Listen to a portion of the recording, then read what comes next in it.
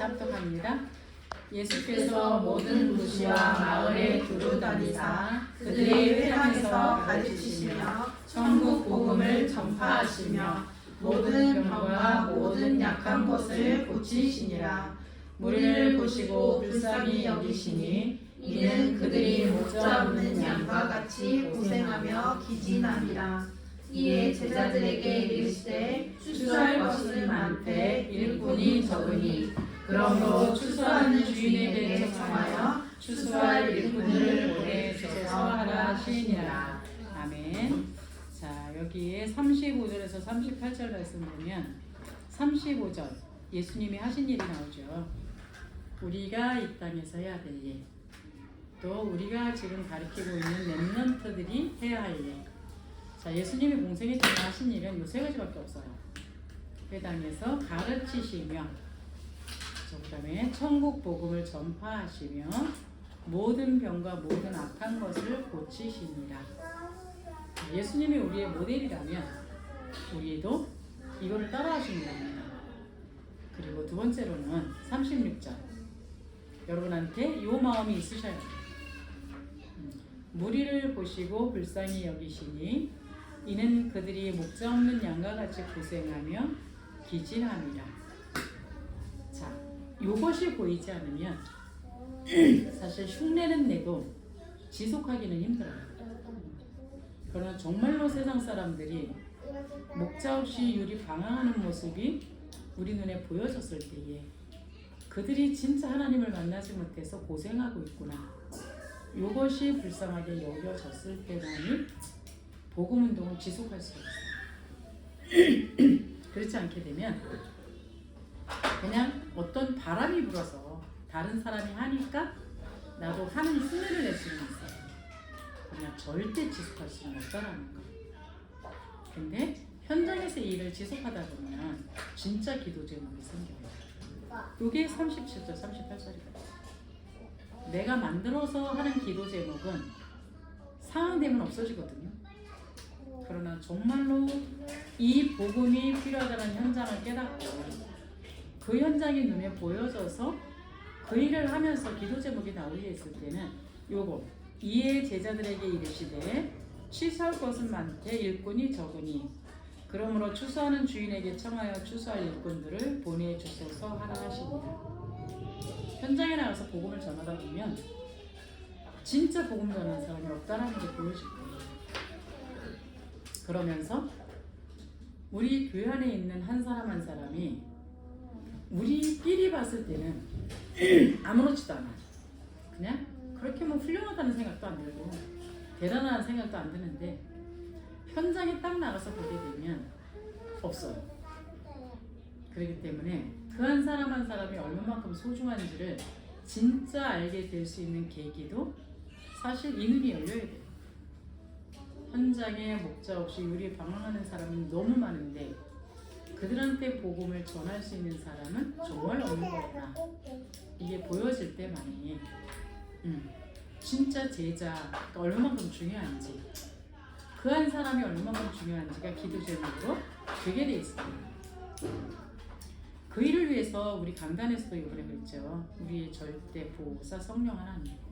하나님은 우리한테 예수님을 선물로 주셨다면 예수님이 십자가에서 죽으심으로 우리한테 선물로 주신 거는 보혜사 성령입니다. 왜요? 이 땅에 살아가는 동안에는 예수를 믿었지만 모든 사람들이 가진 잠재된 저주의 속성이 그대로 우리한테 있다는 거예요. 그러니까 사단의 12가지 그 문제가 함정과 올무와 틀이 우리도 모르는 사이에 우리한테 익숙한 체질이 되어져 가지고 우리도 모르게 그냥 불신앙을 조장하고 있어요. 얼마만큼이냐? 우리 인생이 허무하게 다 무너질 만큼. 어제 우리 열린교회에서 미용 캠프를 했잖아요. 그래서 뭐 어르신들이 와서 영접을 하고 미용을 이제 머리를 자르고 다 이렇게 했는데 뭐 이제 막 미용 배워갖고 하신 분이 시작을 하는 거라 얼마나 불안하겠습니까. 저로서 머리 한번 잘못 잘라놓으면 또 한맥 치신 어르신들이 쫓아와가지고 내 머리 붙여놓으라고 골치 아프잖아요. 그래서 거기서 기도하면서 이제 같이 계속 있었는데 그 목사님이 지난번 캠프 때도 저한테 얼핏 비추신 말씀이 91년도에 자기가 다락방을 접했대요. 그러면서 근데 그때 이단 바람이 불고 이장님이라는 그 이제 이상한 사람이 그때 막 활개치는 때라 분별할 것도 없이 그냥 뭐 알아볼 생각도 없이 그냥 그만두셨대요. 근데 이번에도 캠프를 하고 있는데 미용 캠프를 하고 있는데 저한테 다가오셔서 그래요. 이 다락방이 다른 곳보다는 다른 단체하고는 이 전부가 조금 틀리다라고 생각을 하고 있었는데 가면 갈수록 아니라는 게 발견된대요. 가면 갈수록 그게 아니구나. 이 사실이 발견되어지면서 합석을 하셨었나 봐요. 91년도에. 91년도 얘기를 다시 하시더라고요. 91년도에 자기가 이 다락방을 접했었는데 나는 어떻게 그렇게 지속을 하게 됐냐 물어보더라고요. 그래서 제가 웃으면서 그랬어요. 그때도 성경 공부 어지간히 하고 있었거든요. 평신도 때문에. 그랬는데 그때 이단이라는 얘기는 사실 구원이 없다라고 봐야 됩니다. 그래서 이단 소리가 들려졌을 때에 마침 청문회가 있었다. 근데 그때 내가 섬겼던 그 목사님한테 부탁 그래가지고 목사님들만 가는 그 자리인데 그 청문회에 참석하게 해달라고 졸랐다. 그 청문회에 참석했거든요. 근데 시비를 걸기 시작을 하는데 그러니까 유광수 목사님은 청문회 대상자고 목사님들이 이제 뭐 주 멤버가 있을 것이고 우리 이제 구경하는 이제 다락방 멤버 목사님들이 계실 거 아니에요. 근데 뭐 이제 6가지 축복 얘기하고 7가지 권세 얘기할 때 권 얘기를 갖고 이렇게 시비를 걸더라고요. 우리한테 무슨 권세가 있냐 막 이래가지고. 근데 유 목사님은 그러면 그건 그 의미가 아니었지만 그게 그렇게 문제가 될 것 같으면 쓰지 않겠다 라고 얘기를 하면서 일일이 그 말씀을 하시는 그 가운데 여기서는 평신도가 듣는데도 불구하고 시비 거는 거고 여기서는 그거를 그대로 수용하면서 바꾸시고 계속 이러는 과정을 하루 종일 있거든요. 아침 일찍부터 저녁 밤늦게까지 하는 그 모습을 지켜보는데 신학을 하지 않는 나였었는데도 불구하고 분별이 되더라고요. 이건 성경이 잘못돼서 잘못된 게 아니구나. 그래서 그렇다면 나는 이 속에서 그냥 내 인생 종집을 찍어보자. 이게 돼버린 거예요. 그때부터 흔들림 없이 여기까지 왔다. 얘기를 했더니 연인교회 목사님이 그 얘기를 하세요. 평신도인데도 불구하고 그렇게 이 부분을 알아보려고 했는데 자기는 목사였음에도 불구하고 그걸 못했다. 그래서 부끄럽습니다. 이 얘기를 하는 거고. 그래서 제가 뭐라고 말씀드렸냐면 목사님이기 때문에 더 힘드셨을 수 있습니다. 왜 내가 배운 실학이 있기 때문에. 그리고 굳이 지금 내가 갖고 있는 이 길이 있는데 굳이 이단이라고 말하는 거기에 엉겨붙어서 저기 할 필요는 없는 거 아니에요? 그래서 쭉 대화를 하는 과정에 제가 물어봤어요.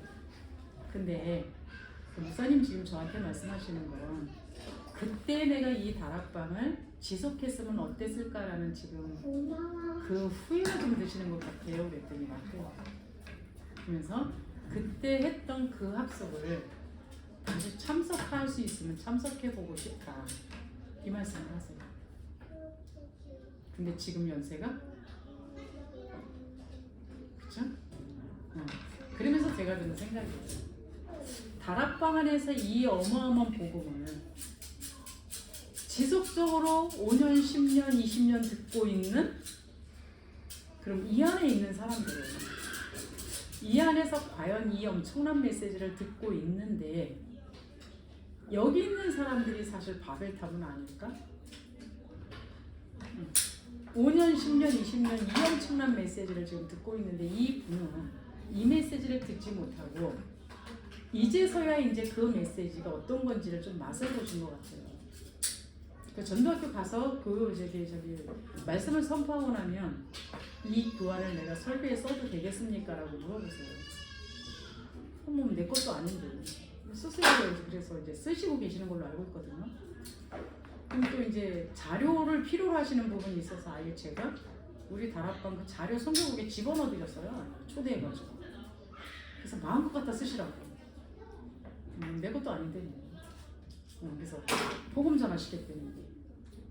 근데 굉장히 집중해서 들으시는 것 같아요. 그럼 집회 메시지가 저한테 오면 제가 반드시 보내드리거든요. 들으시라고.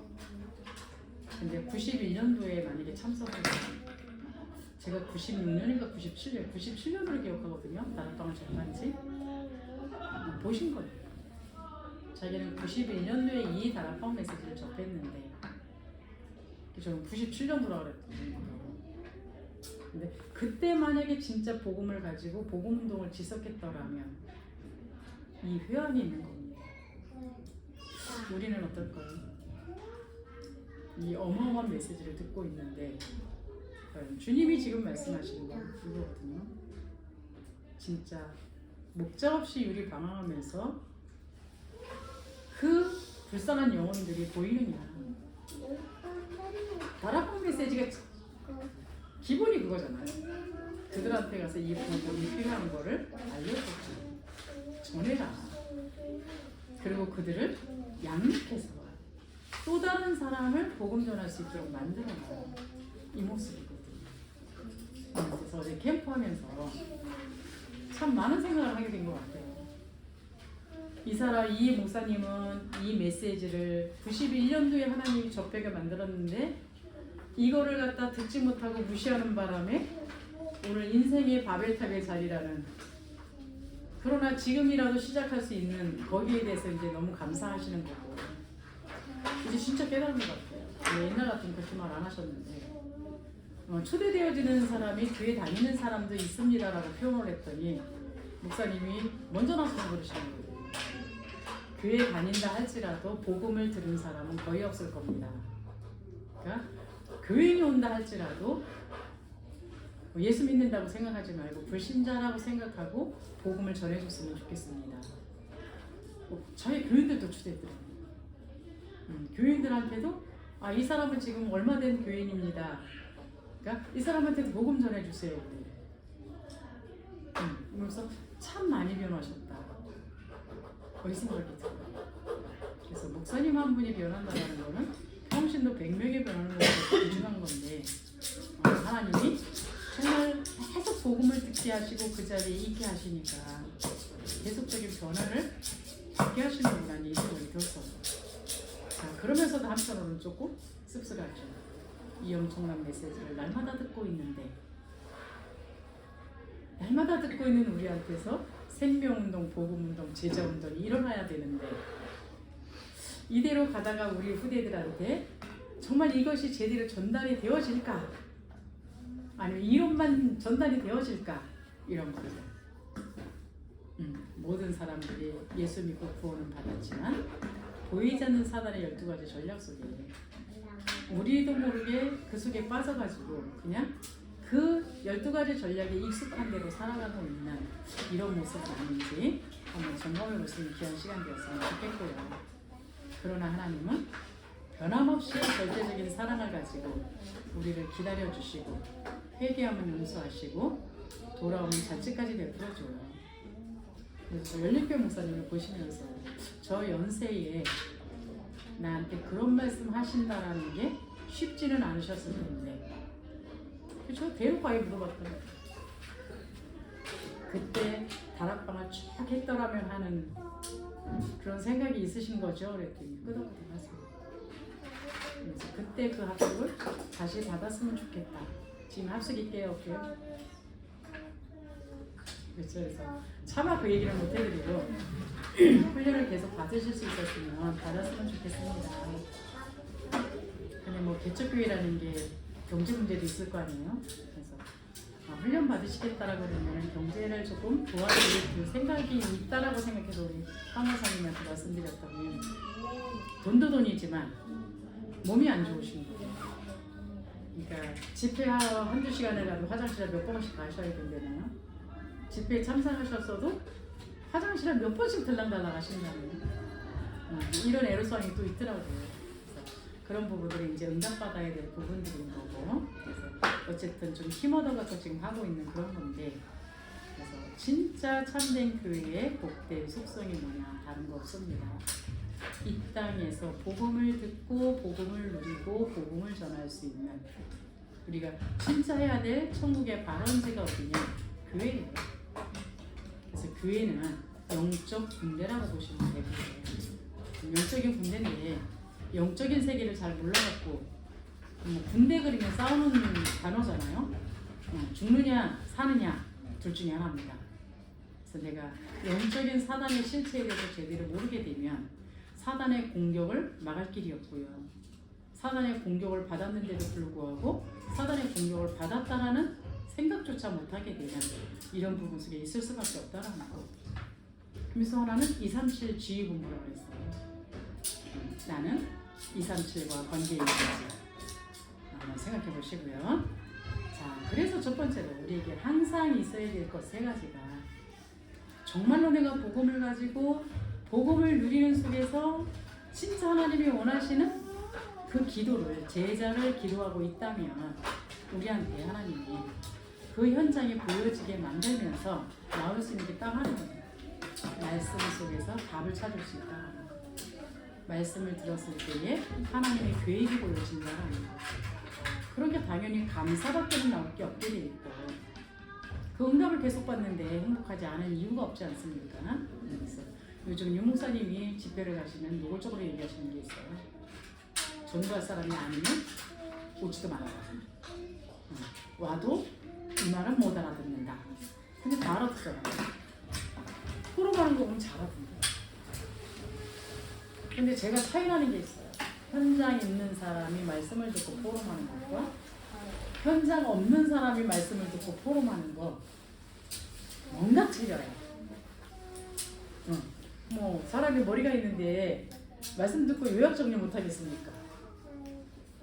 근데 그냥 요약 정리한 것과 현장에 있는 사람이 포럼하는 거는 제가 듣기엔 틀려요. 그래서 이 부분 정말로 오늘 35절에서 38절 말씀이 여러분한테 항상 있는지 확인해 보시고 그렇다면 모든 사건과 문제와 상황 속에서 하나님은 강단을 통해서 답을 주세요. 또 공부 말씀을 통해서 답을 주세요. 우리 다락방처럼 메시지가 홍수인 데가 어디 있어요?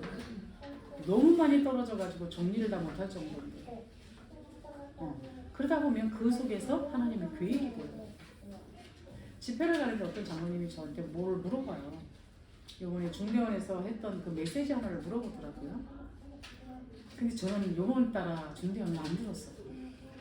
항상 메시지를 듣고 가는데 요번 따라 뭐 몸이 좀 그냥 별로 안 좋아가지고 예배 끝나고 집에 가버렸어요. 근데 중대원을 물어보는데 대답할 길이 있어야죠.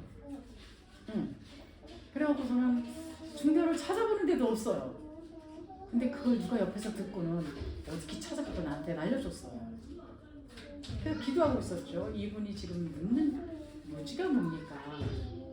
그러고서는 들었는데 유 목사님 메시지 중에서 뭐를 딱 던지시는 그 말씀이 그분이 지금 한 그 말씀하고 같은 거예요. 그래서 내가 옆에 있다가 그랬어요. 그냥 제가 그거 들어보지 않아도 지금 말씀하신 저 말씀이 답인 것 같은데요? 그랬더니 이분이 목사님 금방 기도하셨죠? 저 왜요? 기도 안 했어요. 이게 뭐예요? 여기 나왔죠. 진짜 하나님이 원하시는 복음을 가지고 복음을 누리고 복음의 운동의 현장 속에 있을 때는 강단에서 말씀 속에서 떨어지는 그 말씀에 답이 되는 거예요. 근데 그 답만 나오는 게 아니라 그 답 속에서 하나님의 계획이 보여지게 돼 있다. 근데 말씀이 예배가 대충 드려지겠어요. 집중이 되어질 수밖에 없잖아요. 그러니까 당연히 답이 되고 계획이 보이는데 감사가 안 나올 수가 없고 그러니까 행복할 수밖에 없는 게 되겠죠. 그래서 두 번째 보면 이렇게 되어졌을 때 간절함이 나올 수밖에 없어요. 어떻게? 정말로 현장을 보는 사람은 예수님이 그 현장을 보면서 우셨다라는 것이 이해가 돼요. 왜요?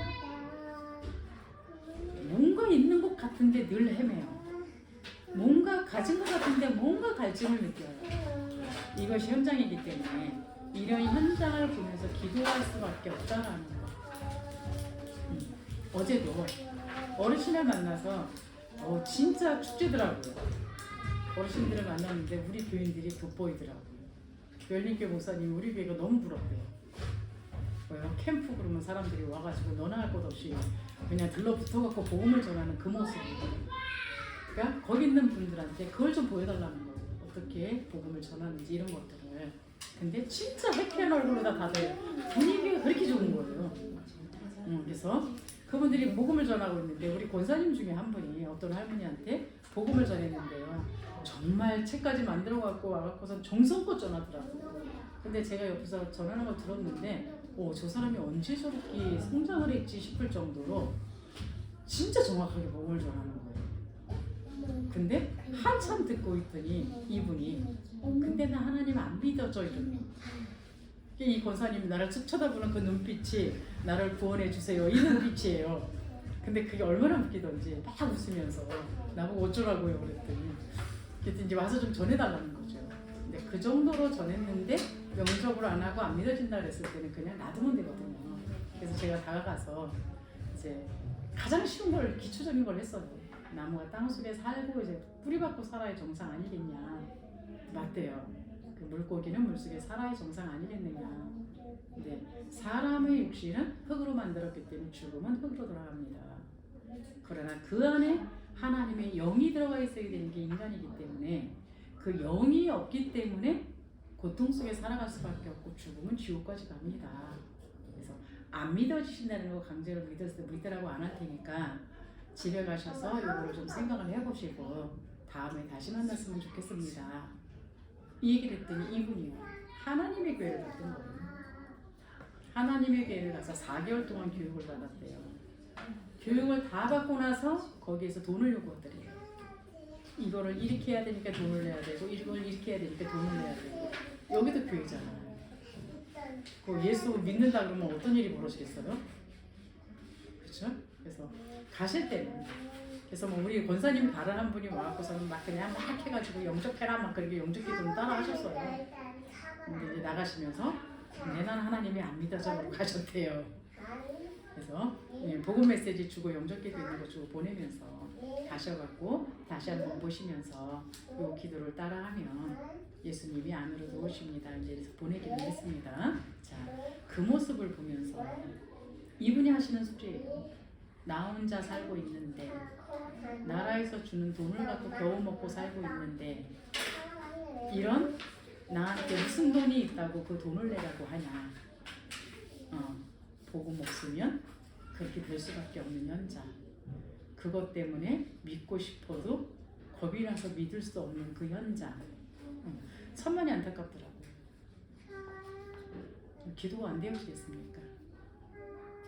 네, 거기는 사모님이 천만이 성장을 하셨더라고요. 왜? 이제 계속 봐왔잖아요. 우리 하는 걸 봐오면서 딱 오시니까 벌써 명단부터 적으시더라고요. 그리고 우리 교인들이 영접해서 우리 교인들은 영접이 끝이에요. 그냥 그 다음은 몰라. 근데 사모님이 후속 처리를 해주는 거예요. 그분들한테 가서 그분들을 모아놓고 찬양을 부르세요. 또 하나. 딱 하나. 그러니까는 하나님이 이제 당신을 사랑한다는 그 내용인데 그래놓고서는 이분한테 각인 작업을 어떻게 하느냐. 하나님이 나를 사랑하는 내가 하나님을 사랑하십니다. 이거와 예수님께서 지금 내 안에 들어오세요. 이거와 이거를 짧은 단어로 다 계속 각인을 시켜주시는 거예요. 나도 하고 할머니도 하고 이렇게 만들면서 야 옆에서 본다는 게 참 무섭다. 근데 재미난 건 어른들이 빨려 들어가요. 그 속에. 그래서 참 이쪽에서는 복음 전해서 영접시키고 이쪽에서는 그렇게 하고서는 각인시켜주고 한쪽에서는 머리 잡고 안 놓고 이제 이런 일들을 보면서요. 자, 진짜 이 사실들을 진짜 알게 된다면 우리가 오늘 무엇을 해야 되는지 어떻게 해야 되는지 이게 나오겠죠. 거기에서 모든 전략들이 나옵니다. 열린교회 목사님이요. 가면 전도학교에 선포하는 메시지, 캠프하는 거 모든 걸 다 녹화를 해요. 그래서 왜 저렇게 녹화를 하시나 그랬는데 그걸 보고 계속적으로 자기도 리바이어로 해서 자꾸 하는 거예요. 그러면서 요번에 것도 미용 캠프하는 거 다 녹화하는 거예요. 그러면서 자기가 만약에 스스로 해야 될 상황이 벌어졌을 때 똑같이 하려고 그런다. 그래서 제가 말씀드렸어요. 하나님의 성령은 이 시간, 이 장소, 지금 모여있는 사람에 따라서 다르게 역사를 합니다. 무슨 소리예요? 누구를 갖다 참고한다고 되는 게 아니라 진짜 내가 복음을 가지고 복음을 전해야 되는 그 현장 속에서 하나님 앞에 기도했을 때의 전략은 나오게 돼 있다라는 거예요. 언어요. 하나의 톤에 있는 그 전략이 사용되는 게 아니라 그게 20가지 전략이에요. 윤목사님 날마다 그러잖아요. 현장 가서 복음을 전하다 보니까 이렇게 해서 다락방이에요. 그러다 보니까 뭐 해야 될지 모르니까 이래서 팀 사역이 되고 거기 계속 사람들이 많이 모아지다 보니까 사역자가 또 필요하고 제자 사역이 필요하니까 미션홈이 필요했고 이게 다 어떤 톤에 박힌 매뉴얼에 따라서의 어떤 이게 나오는 게 아니라 그 장소에 모이는 사람과 수준과 그 시대의 어떤 연령과 이 모든 것들에 따라서 달라진다라는 거. 그래서 요즘은 이번에 집회 때도 그 말씀을 하세요. 지금 있는 이 교재는 그냥 고문됩니다. 왜냐? 이거는 그 20년, 30년 전의 현장에서 그때 썼던 메시지고 그 썼던 메시지가 지금 777이라는 이 말씀 성취로다가 지금은 성취된 거예요. 근데 우리는 현장이 없으면 이게 안 맞는 거예요. 저도 마찬가지예요. 현장을 가게 되면 지금 이 메시지의 흐름의 첫 번째는 어디서부터 출발했나 이것 때문에 기초 메시지는 찾아봐요. 그러나 지금은 기초 메시지보다도 더 완성된 메시지들이 지금 진행되고 있는 거기 때문에 근데 이걸 모르게 되면 기초 메시지가 진짜다, 지금이 진짜다 서로 위태해요. 그래서 모든 키와 답은 현장에 있다는 거죠. 그래서 이 부분 속에서 여러분들이 눈 열릴 수 있기를 바랍니다. 그래서 세 번째로는 이게 되어지게 되면 진짜 제사 사역이 되어지게 돼 있어요. 그래서 오늘 지금 37절에서 말씀드렸던 것처럼 현장 있는 사람이 정말로 무슨 기도를 해야 될지를 알아요. 평신도든 교육자든 진짜 기도해야 될 건 뭐냐, 우리가 남기고 가야 될 건 뭐냐, 제자입니다. 그래서 우리의 새싹에 들어와 있는 이 아이들이 제자 될 수 있도록 여러분들이 양육하셔야 돼요.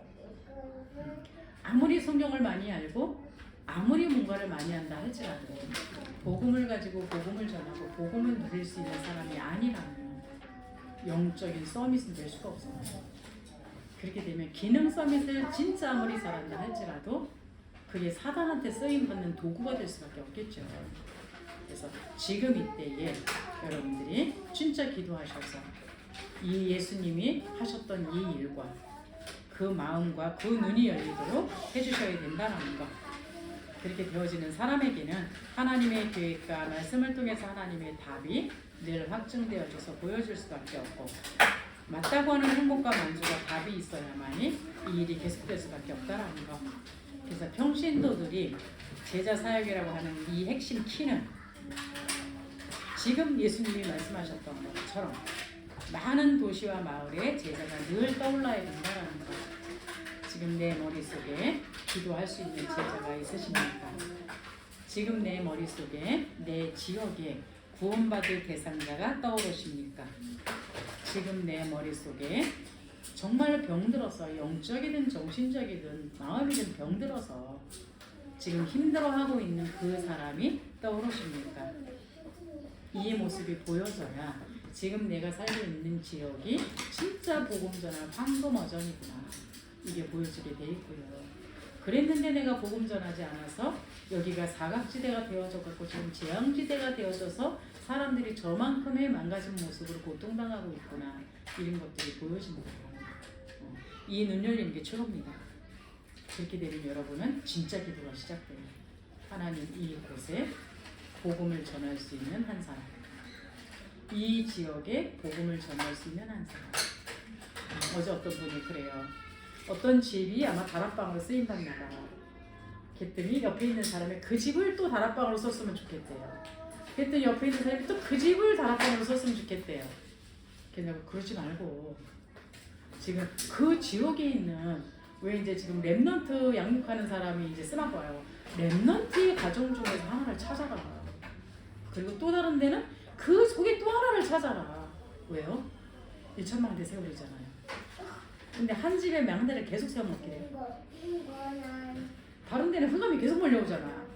이게 요즘 서창 아파트에는요, 신사한 권사님네 다락방으로 시작해가지고 거기 지금 3군데 있거든요. 3분이 사세요. 근데 올해 3군데 다 딱 깔아버렸어요. 신사한 권사님네 깔고, 박영수 권사님네 다락방 깔고, 청년 준영이네 집에 깔고. 결국 그 옆 동네로 이제 좀 이사 가려고 해요. 깔려고. 뭐요? 우리 집은 그냥 집이 아니에요. 하나님의 복음의 말씀을 선포하고 거기서 제자가 양육되어지고 거기서 병든 자들이 치유받을 수 있는 그 시스템이 돼야 되는 게 정상적인 하나님 백성의 집이에요.